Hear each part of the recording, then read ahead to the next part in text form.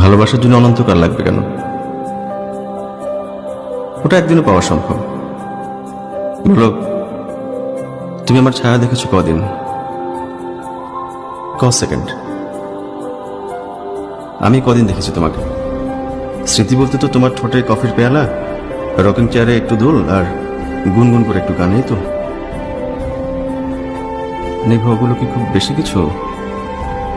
না, অনেক কম আর অনেক সুন্দর। তুমি আমাকে দেখতে পাওনি বলে আমি তোমার খুব কাছে গিয়েছিলাম।